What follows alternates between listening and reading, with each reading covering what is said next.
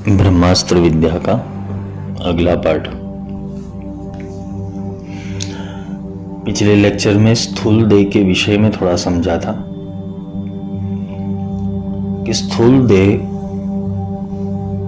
का जो आवरण है उसको वो जीवात्मा सत्य मान लेता है, मनुष्य सत्य मान लेता है, जिससे वो जो ढांचा लेके पैदा हुआ है या तो वो जो ढांचे के अंदर आ गया है और उसके संलग्न विषयों को पकड़कर वो चलता है।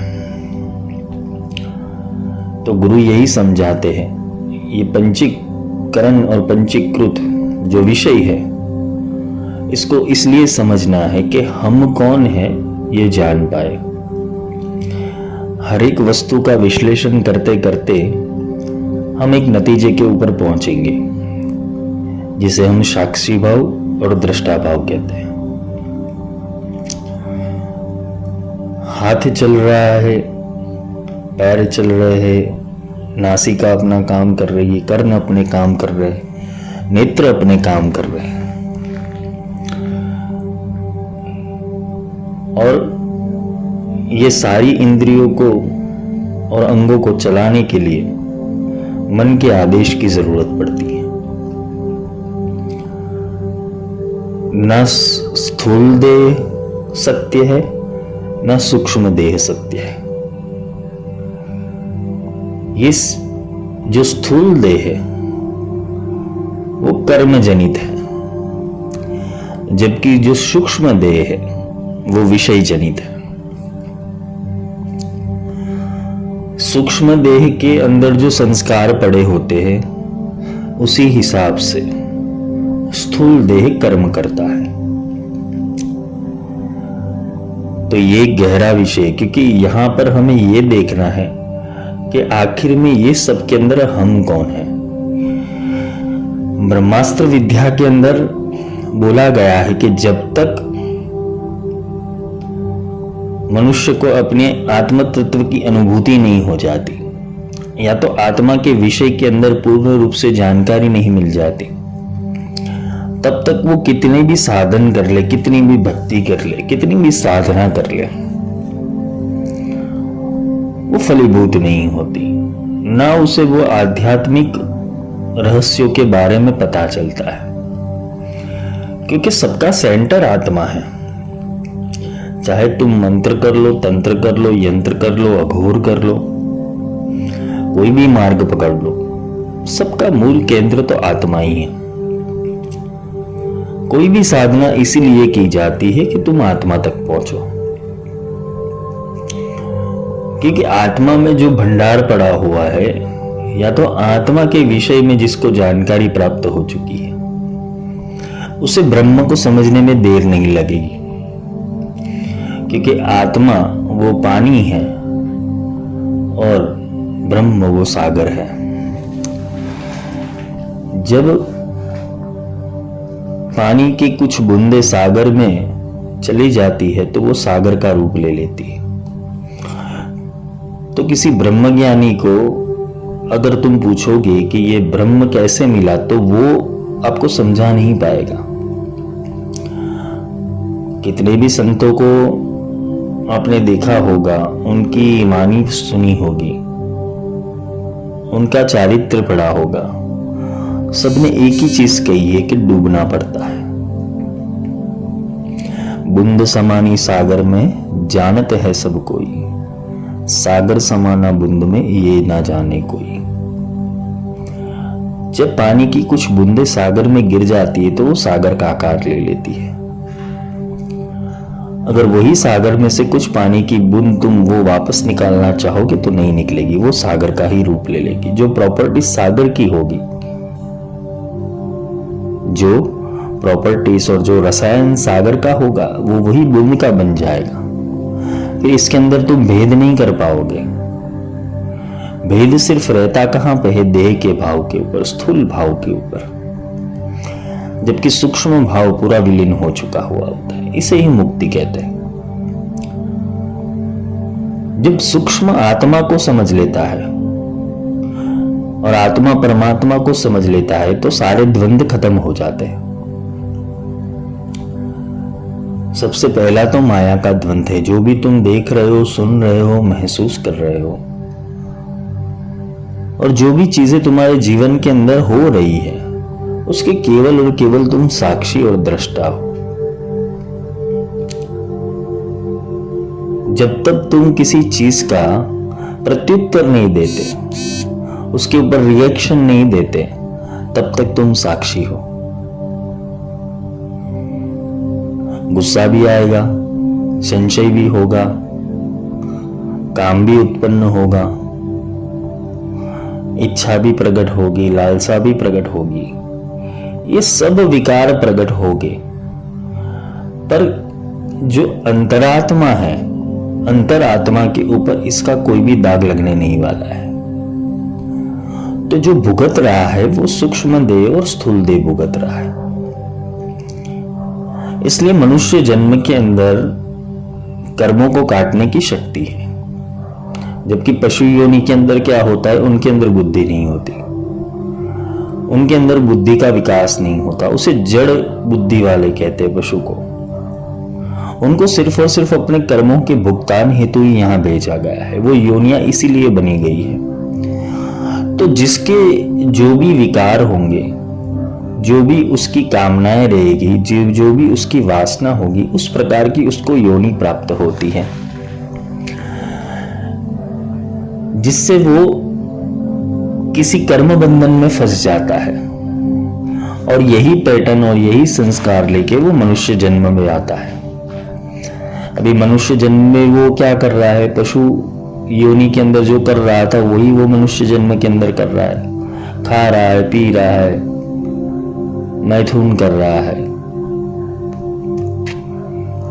मनुष्य जन्म मिला है खुद को साधने के लिए, खुद के स्वरूप को समझने के लिए। खुद को समझोगे तो परमात्मा को समझोगे ना, जो कि परमात्मा तो तुम्हारे अंदर बैठा हुआ है, भीतर बैठा है घर भीतर रहता है सचेत, वो चेताता रहता है।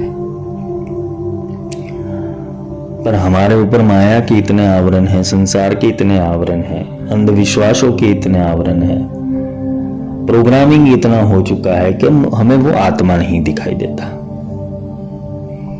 और जिससे होता क्या है कि द्वंद्व समाप्त नहीं होता, देवासुर संग्राम समाप्त नहीं होता। कभी कभी शिव रूप गुरु मिल जाते हैं तो ये देवासुर संग्राम को रोक देते हैं,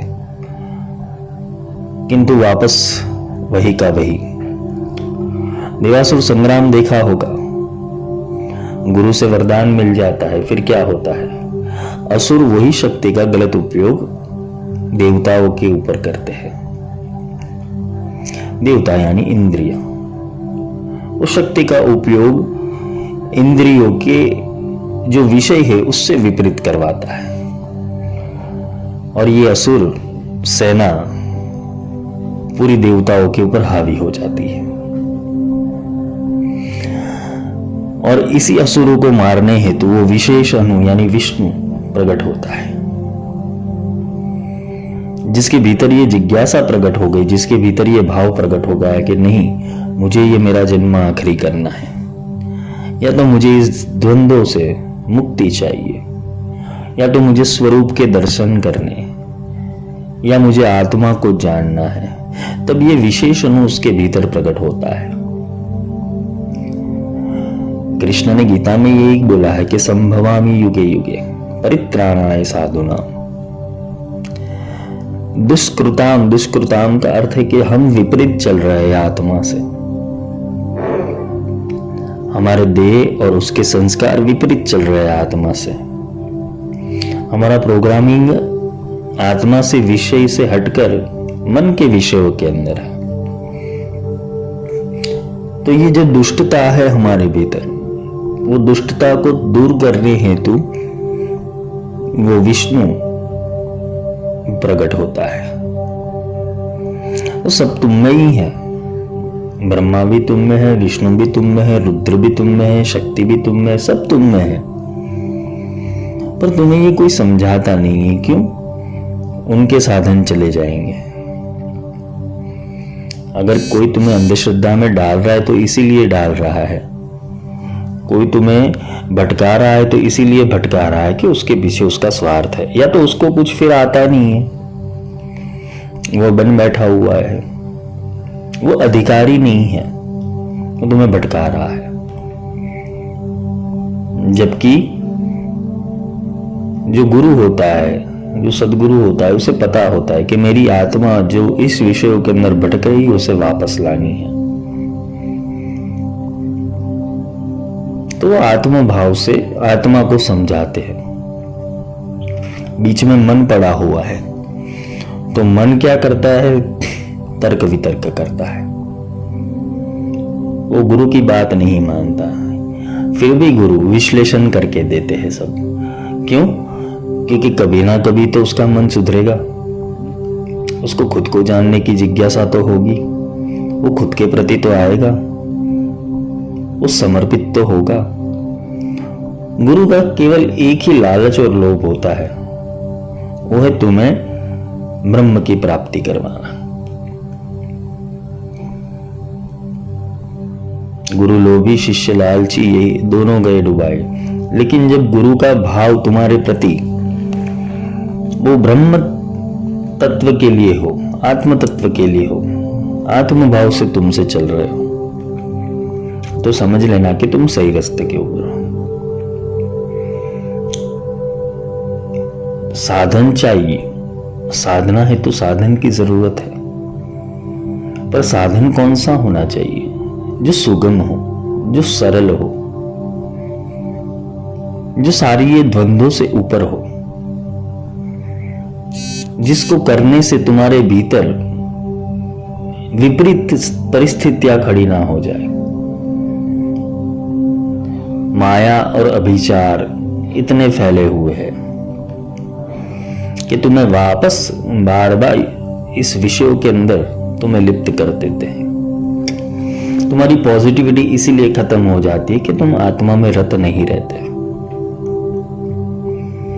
और आत्मा के अंदर रत ना रहने के ऊपर होता क्या है?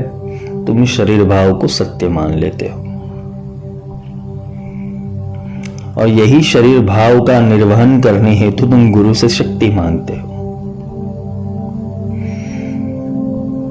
तो गुरु कहता है कि वो लक्ष्मी भी तुम्हारे भीतर ही पड़ी है, उसको जगाओ। कितने दिन भिख मंगो की तरह भिख मांगोगे तुम? गुरु ऊर्जा का वहन सिखाते हैं। गुरु का कार्य है ऊर्जा के एक एक नियम को तुम्हारे भीतर उतारना, क्योंकि तुम्हारा लोन बहुत सारा है, जन्म जन्मों से बहुत सारा लोन कर्मों का बोझा तुम्हारे ऊपर पड़ा हुआ है, उसको पहले साफ तो करना होगा। साफ एक ही चीज से हो जाएगा, जब तुम्हें अपने स्वरूप का ज्ञान हो जाएगा। और गुरु का कार्य यही होता है, तुम्हें अपने स्वरूप तक ले जाना। तो जो ब्रह्मास्त्र विद्या के अंदर जो पंचीकरण है, उसके भीतर हम आगे जाते हैं। कल हमने सूक्ष्म देह के बारे में समझा था, स्थूल देह के बारे में समझा था, और स्थूल देह का हमने वर्गीकरण समझा था। पंच ज्ञानेन्द्रिय, पंच कर्मेंद्रिय और उनके देवता के विषय में थोड़ा समझा था। तो ये पंच कर्मेंद्रिया है,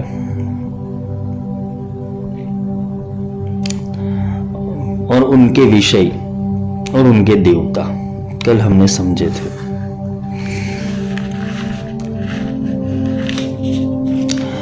जो वाक है, पंचेंद्रियों के विषय के अंदर जो वाक है, वाक का विषय है वचन यानी बोलना। उनके देवता अग्नि है। पानी यानी हाथ, जिसका विषय है आदान प्रदान करना, उसके देवता इंद्र है। फिर आता है पाद, जिसे पैर कहते हैं, उसका कार्य है चलना। उसके देवता उपेंद्र है। फिर आता है पायु, जिसे गुदाध्वार कहते हैं, जिसे विसर्ग यानी मड़ त्याग किया जाता है, और उसके देवता यम है। और फिर आता है उपस्थ यानी लिंग या तो योनि,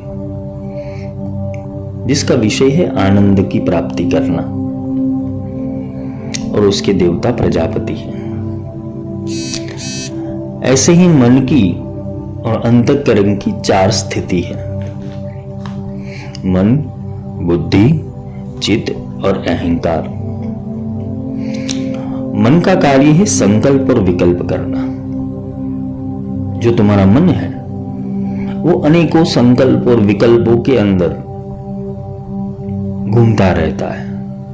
ये प्राप्त करना है, ये कर लेना है, जीवन में इतनी चीजें चाहिए, इतना तो मुझे प्राप्त करना ही करना है, संकल्प बांध लेते हैं। और उसके देवता है चंद्रमा। चंद्रमा को मन का कारक कहा गया है। दूसरा अंतःकरण आता है बुद्धि, जो निश्चय करता है कि करना क्या है। मन विचार करता है, मन संकल्प विकल्प करता है, उसके ऊपर बुद्धि विश्लेषण करती है और निश्चय करती है। उसके देवता है ब्रह्मा। चित्त होता है, उसके अंदर चिंतन होता है, कोई भी चीज का मंथन होता है, उसके देवता है विष्णु। और अहंकार, इसे अभिमान कहते हैं। जब कोई चीज बहुत हावी हो जाती है, मैं ईगो पे आ जाती है, और वो किसी चीज का अधिकारित्व प्रकट करता है कि मैं ये हूं, तो उसके अंदर ये अभिमान का प्रागट्य होता है। और ये अभिमान के देवता रुद्र है, शिव। जागृत अवस्था के अंदर 5 कर्मेंद्रिय, 4 अंतःकरण के द्वारा शब्द, स्पर्श, रूप, रस और गंध आदि विषयों का ज्ञान होता है। और जैसे जैसे हम व्यवहार करते हैं, जैसे हम बाह्य व्यवहार करते हैं, तो ये बढ़ता जाता है। और जब हम आंतरिक सोच वाले, या तो अंतर्याग वाले, या तो जिसे बोलते हैं कि हम अपनी अवस्था में लीन रहते, तो ये विषय कम होते रहते हैं। जागृत अवस्था के अंदर ये सारे विषय अपने आकार लेते हैं, और सोने के ऊपर मन, बुद्धि, चित्त और अहंकार शून्य हो जाता है। आप जब सो रहे हो तो आपको याद होता है कि आप करोड़पति हो। आप सो रहे हो तो आपको पता होता है आप पुलिस वाले हो, डॉक्टर हो, वकील हो। आपको क्या है, याद रहता है अपनी अवस्था। वो जागने के ऊपर तो सब होता है। तो जो सो गया वो कौन था? फिर जिसने निंद्रा ली वो कौन था? निंद्रा के अंदर तो कोई विषय होते नहीं है। तुम शांत होते हो, सहज होते हो, और तुम होते ही नहीं हो। कभी कभी मैं आगे वो समझाऊंगा कि स्वप्न कैसे पैदा होते हैं। कुछ वायु तत्व और जल तत्व का मिश्रण होने के ऊपर मन कुछ चित्र क्रिएट करता है, क्योंकि वो भी बोलते हैं ना, सोता है, लेकिन जब वो अर्धजागृत अवस्था के अंदर आ जाता है तो मन भी अपनी दूसरी अवस्था के अंदर ये तत्वों से खेलता रहता है और कुछ ना कुछ ऐसी चीजें प्रकट कर देता है जिसे हम स्वप्न कहते हैं। उसे कर्मों का रिसाइकल बोलते हैं। कोई लोग स्वप्न कथन कहते हैं कि भाई ऐसा स्वप्न आएगा, तुम्हें ऐसा स्वप्न आया तो इसका परिणाम ये होगा। कुछ फालतू के स्वप्न होते हैं। कुछ लोग बोलते हैं कि भाई ब्रह्म मुहूर्त के अंदर स्वप्न आए तो वो स्वप्न सत्य होता है। बहुत सारी स्वप्न से रिलेटेड बातें बताई गई। स्वप्न कथन ज्यादातर रिसाइकल ही होता है, जिसे गार्बेज फाइल कहते हैं। तुम्हारे मन और विचार पूरे दिन चलते रहते हैं और उसी के कारण बहुत सारे जो एलिमेंट्स होते हैं वो अर्ध जागृत और सूक्ष्म में चले जाते हैं, और ये वायु तत्व के माध्यम से वो कभी कभी कपोल के ऊपर आ जाते हैं, जिससे कोई चित्र क्रिएट हो जाता है, और वो चित्र को हम नाम देते हैं स्वप्न। स्वप्न में भी आप ऐसा ही लगता है कि ये मैं कर रहा हूं, लेकिन वो स्वप्न सत्य तो नहीं होता है। जैसे तुम जाग जाते हो तो जागने के बाद तुम क्या कहते हो, अरे ये मैंने क्या सोच लिया, ये कैसा स्वप्न था। किसी को डरावना स्वप्न आता है, किसी को अच्छा स्वप्न आता है, किसी को गिर जाने का स्वप्न आता है, किसी को सांप के स्वप्न आते हैं। तो ये स्वप्न क्या है? एक गार्बेज फाइल है कार्मिक लेयरों की, जो ऊर्जा के किसी नाड़ी के अंदर ऊर्ध्वगमन होने के ऊपर वो चित्र की रचना कर देते हैं। और ऐसे फालतू फालतू स्वप्न आते हैं जिसका कोई तुम्हारे जीवन से रिलेशन नहीं है। अगर तुम्हें याद रह जाता है तो तुम उसे कनेक्ट करने की कोशिश करते हो, इसका मतलब क्या होगा। काफी स्वप्न का कोई मतलब नहीं होता है। हाँ, कुछ सूक्ष्म संदेश आपके मन को मिल रहे हैं किसी अवस्था के अंदर, तो वो स्वप्न सत्य होते हैं। तो जब तुम जाग जाते हो तो तुम ऐसे सोचते हो मैं कौन सी दुनिया में जाके आया। ऐसा ही कुछ आत्मा के विषय के अंदर है। जब तक आत्मा सोया हुआ है,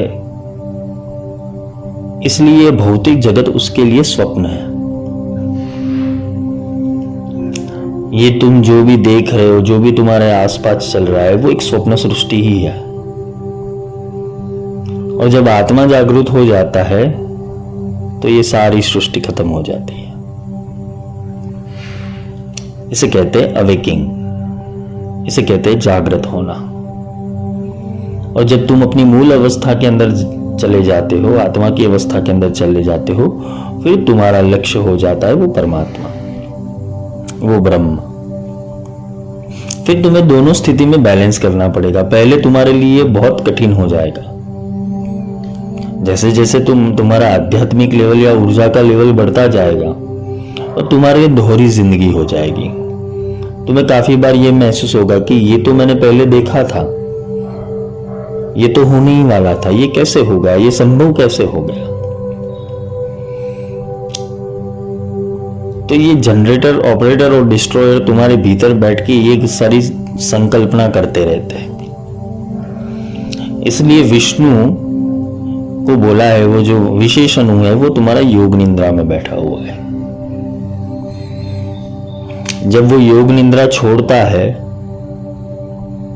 तो वो पृथ्वी तत्व के ऊपर अवतरित होके दुष्टों का विनाश करता है। तो ये विशेष अणु जब तुम्हारे भीतर प्रकट होता है, इसे बोलते कि awakening of spirit, awakening of soul. जब वो विशेष अणु प्रकट हो जाता है, अपना योग निद्रा छोड़ता है, तो स्वप्न अवस्था से बाहर आ जाता है। क्योंकि विष्णु की योग निद्रा ही ये भौतिक जगत है, भौतिक सृष्टि है, और ये योग माया के अंदर ही लोग फंसे हुए हैं, जबकि आत्मा का स्थान इससे विपरीत है। इसलिए जब वो योग निद्रा छोड़ते हैं तो अपने पूरी शक्तियों के साथ वो उपस्थित होते हैं। ऐसे ही जब आत्मा अपने स्वरूप के अंदर आ जाता है तो वो सारी जो ऊर्जा है आत्मा की, वो साधक को प्राप्त हो जाती है। इसे निधिध्यासन कहते हैं। नित्य वो आसन के ऊपर स्थिर रहना है, वो नित्य आसन के ऊपर प्राणायाम करने हैं तुम्हें। जो प्राणों के आयाम है यही आसन के ऊपर लगाना है, और धारणा यही है तुम्हारी, क्योंकि धारणा बिना ध्यान नहीं लगता और ध्यान के बिना समाधि नहीं होती। तो तुम्हारी धारणा क्या है? भौतिक जगत की धारणा है या आंतरिक जगत की धारणा है? तुम्हारी जैसी धारणा होगी वैसे तुम्हारा ध्यान लगेगा। अगर तुम्हारी धारणा आंतरिक ओर है, अंदर की ओर है, आत्मा की ओर है, तो तुम्हारा ध्यान आत्मा में लग जाएगा। सब लोग बोलते हैं कैसे शुरू करें? लोग योगाभ्यास करते हैं, पतंजलि योग सूत्र पढ़ लेते हैं, पर इसकी बेसिक एलिमेंट, इसके जो बेसिक नॉलेज है उसको अपने जीवन के अंदर उतारते नहीं है। कभी प्रश्न खड़े नहीं होते। योग सूत्र के अंदर तो बोल दिया है धारणा, ध्यान, समाधि, लेकिन किसका धारणा और किसका ध्यान करना है? धारण करना, उसे धारणा कहते हैं। यम नियम को धारण करना पड़ता है। यम नियम का प्राणायाम आसन पे लगाना पड़ता है,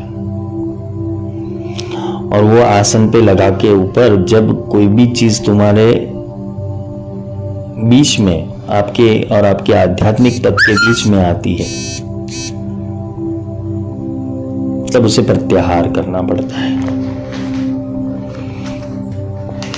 तो ये योग से ऐसे जुड़ सकते हैं। ये योग करना और योगी हो जाना, ये दोनों में अंतर है। सुबह सुबह उठ के 1 घंटा प्राणायाम करने से कुछ नहीं होगा। हाँ, जब प्राणायाम अपने आप होने लगे, क्योंकि यही गीता में भगवान श्री कृष्ण ने बोला है कि अर्जुन, जब साधक तैयार होता है या तो भक्त तैयार होता है, तो उसके नासिका के अग्र भाग में बैठ के प्राणायाम में खुद करता हूं। मैं उसके श्वासों के रथ का सारथी में खुद बन जाता हूं। अपने आप सब क्रियाएं होती है, पर वो साधकों के लिए, जिसको गुरु कृपा मिल चुकी है, जिसको वो ईश्वर तत्व मिल चुका है, जिसको वो परमात्मा ने स्पर्श कर लिया, उसके लिए ये सारी चीजें सुलभ है।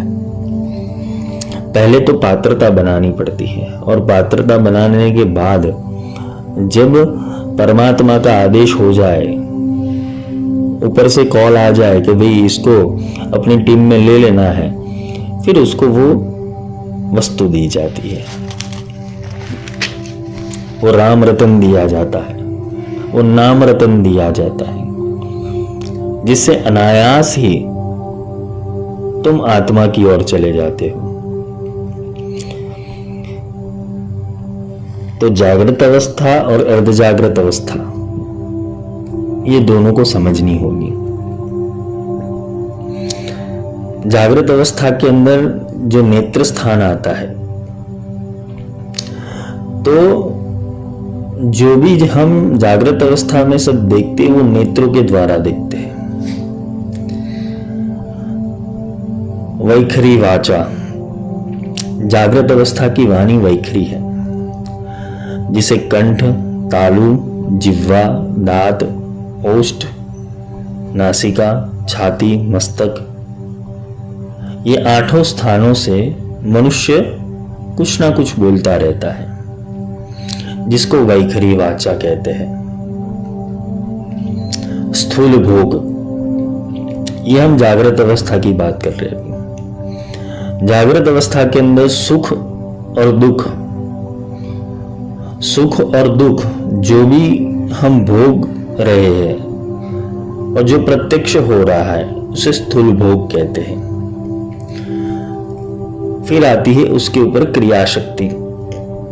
तो जागृत अवस्था में जो क्रिया रूप व्यवहार होता है, जिस शक्ति के द्वारा होता है, जो शक्ति हम रोजमरोज की जिंदगी के अंदर यूज करते हैं, उसे क्रिया शक्ति कहते हैं।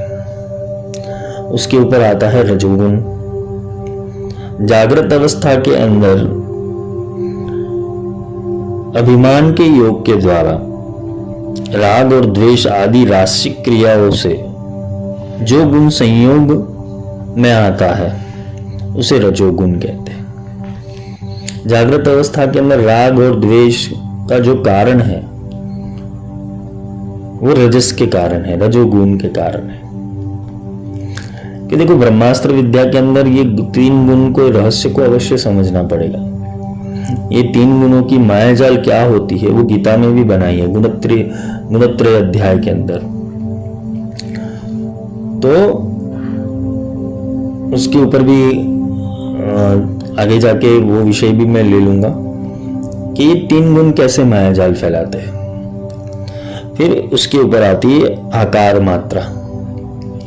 तो क से लेके ज्ञ तक हर एक व्यंजन के अंदर अ की मात्रा जुड़ी हुई है। आप कोई भी बोलो, क बोलो, ख बोलो, ग बोलो, च बोलो, आप जो भी पूरा वर्णमाला बोल दो, वर्णमाला के अंदर अकार आएगा, उसके द्वारा ही उच्चार होता है। इसलिए इसको अकार मात्रा कहा गया है। विश्वाभिमान, जागृत अवस्था के अंदर, जागृत अवस्था वाली जो बुद्धि होती है उसको आत्मा का आभास होता है। अर्थात वो क्या कहता है कि मैं करता हूं, मैं भोगता हूं आदि ये चीजों का जो अभिमान होता है उसे विश्वाभिमान कहते हैं। जो हर पशु पक्षी मनुष्य को, जीवों को होता ही है। ये मेरे द्वारा हो रहा है, ये मैं कर रहा हूं, मैं खाना खा रहा हूं, मैं पानी पी रहा हूं, मैं चलने जा रहा हूं, मैं किसी से संवाद कर रहा हूं, कोई मुझे ये बात कह रहा है। तो ये जो मैं आता है वो विश्वाभिमान है। मैं से छूटने वाले तो नहीं है, कोई भी नहीं छूटने वाला। लेकिन ये रजोगुण जो बोलते हैं कि जागृत अवस्था के अंदर, स्थूल देह के अंदर जो भी ये गुण चल रहे हैं उसका एक गुण है विश्वाभिमान, जिससे हम सबसे जुड़े हुए हैं। आपकी आइडेंटिटी ये विश्वाभिमान से बनती है। आप बोल दो कि मैं आत्मा हूं, निराकार हूं, निर्गुण हूं, तो आपको भगा देंगे लोग। आपकी एक आइडेंटिटी चाहिए, वो आइडेंटिटी से आप चलते हो। हाँ, आप ज्ञानी भी हो सकते हो, महाज्ञानी भी हो सकते हो, मूर्ख भी हो सकते हो, या बोलते हैं कि सामान्य बुद्धि वाले भी हो सकते, आप कोई भी हो सकते हो। लेकिन ये मैं का पीछा छूटने वाला नहीं है। ये रजोगुण का प्राधान्य है, ये विश्वाभिमान है। क्योंकि जिस चीजों को संलग्न करके जो भी चल रहा है, चाहे वो ज्ञानी हो या मूर्ख हो, जो भी चल रहा है उसके अंदर ये विश्वाभिमान क्रिएट होने ही वाला है। उसके ये विषयों का त्याग करना, ये विषयों से छूट जाना, ये विषयों से मोह हट जाना, उसे ही मुक्ति पद कहते, उसे ही साक्षी पद कहते, उसे ही दृष्टा पद कहते। पर ये विषय में 24 घंटे, जिसे बोलते कि 8 प्रहर 64 घड़ी कोई स्थिर नहीं रह पाता। ये ब्रह्म का गुण है जो निर्लेप अवस्था में पड़ा रहता है। पर ये निर्लेप होना हर किसी के लिए संभव नहीं है। क्यों? क्योंकि मन और उसके गुण, ये त्रिगुण बार बार आ जाते हैं। हाँ, किसी स्पेसिफिक टाइम के ऊपर या तो समाधि अवस्था के अंदर, ध्यान अवस्था के अंदर ये सारे तत्व अपने आप शांत होकर छूट जाते हैं, और जैसे ही आप वापस जाग जाओगे ये सब शुरू हो जाएगा। आपका जागना वो विष्णु की योग निद्रा है, और विष्णु का जागना आपकी योग निद्रा है। ये समझ लो। विष्णु यानी जो आदि पुरुष आत्मा है, विशेषण। जब विष्णु सोता है तब तुम जागते हो, और जब तुम सोते हो तो वो जाग जाता है। वो सोना और जागना क्या है? जिसने अपनी इंद्रियों के ऊपर, अपने विचार के ऊपर, अपने मन के ऊपर अंकुश रख दिया है और वो आत्मा को सत्य मान के चल रहा है, तो वो जागा हुआ है। वो सारे द्वंद्वों को समाप्त करके केवल आत्मा के ऊपर केंद्रित हो जाता है। वो सुख दुख, लाभ हानि, जय पराजय, वो सबसे परे हो जाता है। ये सांख्य योग में, गीता में इसका उल्लेख है। इसे अहंता कहते हैं। ये 8 प्रकार के तत्व जो रजोगुण प्रदान है, उससे तुम्हारी आइडेंटिटी बनती है। पहला तो जो सूक्ष्म, जो स्थूल देह है, उसके अंदर काम और क्रोधादि, ये सबको मिलकर 25 तत्वों की रचना बनती है। जैसे कुछ मैं सुन रहा हूं, मैं कुछ बोल रहा हूं, मैं देख रहा हूं, मैं चल रहा हूं, मैं उठ रहा हूं, मैं बैठ रहा हूं, मैं मल त्याग कर रहा हूं, मैं पानी पी रहा हूं, मुझे ठंडी लग रही है, गर्मी लग रही है। जो शब्द, स्पर्श, रूप, रस, गंध, ये तन्मात्रा का जब शरीर के ऊपर प्रभाव हो जाता है जागृत अवस्था के अंदर, तो ये अहम भाव अपने आप आ जाता है कि ये हो रहा है या मैं ये अनुभव कर रहा हूं।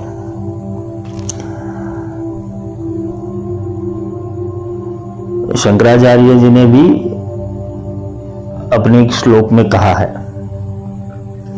घट दृष्टा घटाद भिन्न सर्वथा न घटो यथा देह दृष्टा तथा देहो नाह मित्यवे धारयन। जैसे घड़े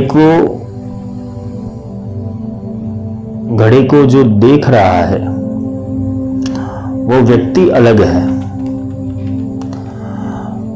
जो देख रहा है वो घड़ा नहीं बन सकता। यानी कि तुम इस देह को देख रहे हो, तुम देह नहीं बन सकते। तो देखने वाला आत्मा है। आत्मा ना होता तो नेत्रों से देखता कौन? नेत्र तो देखने के लिए एक साधन है सिर्फ। करना ना होता तो सुनते कैसे? पर तुम शरीर नहीं हो, शरीर में तुम हो। यह अभ्यास जरूरी है। तो ये पंच महाभूतों का घड़ा हमारे भीतर पड़ा हुआ है, जिसके भीतर ये पंच तत्व पहले से ही मौजूद थे। आकाश तत्व तो पहले से घड़ा बन रहा था, तो आकाश तत्व पहले से ही भरा हुआ है उसके अंदर। पर जब घड़ा फूट जाता है तो आकाश तत्व कहां चला जाता है? वो तो वही था, वही है और वही रहेगा। इसलिए आत्मा को अविनाशी बोला गया है कि आत्मा ना जन्म लेता है ना मरता है। वो था, वो है और वो रहेगा। तो जो आगे का ब्रह्मास्त्र विद्या का पार्ट है वो हम कर लेंगे। आज के लिए इतना ही। देखो, ब्रह्मास्त्र विद्या देह से संलग्न विषय नहीं है, ये आत्मा से संलग्न विषय है। इसलिए आत्मा के रहस्य को समझाने की कोशिश कर रहा हूं। और शरीर विज्ञान को समझे नहीं, हम अपने शरीर को ही नहीं समझे, शरीर के विषयों को नहीं समझे, तो हमें आत्म तत्व का ज्ञान नहीं मिलेगा। क्योंकि दो पार्टिकल ऑपोजिट होने ही चाहिए। वो मैंने कल भी समझाया था कि किसी चीज का अस्तित्व पैदा करने हेतु एक विरोधी तत्व पैदा होता ही है। जैसे ईश्वर है तो उसका विरोधी तत्व शैतान है, राक्षस है। सूर्य का अस्तित्व है तो चंद्रमा का भी अस्तित्व है, ठंडी का अस्तित्व है तो गर्मी का भी अस्तित्व है। तो समान रूप से सब कुछ नहीं चलता है। यह द्वंद्व इसलिए पैदा किया गया है कि तुम एक छोर के ऊपर रहकर देख सको दृष्टा भाव से। आत्मा का ज्ञान लेने हेतु, आत्मा की समझ लेने हेतु तुम्हें देह की जरूरत तो पड़ेगी ही। बिना देह तो कुछ होने वाला नहीं है। देह तो साधन है जिससे तुम आत्मा की अभिव्यक्ति कर पाओ, और आत्मा की अभिव्यक्ति होने पर सूक्ष्म देह को आत्मज्ञान मिलता है।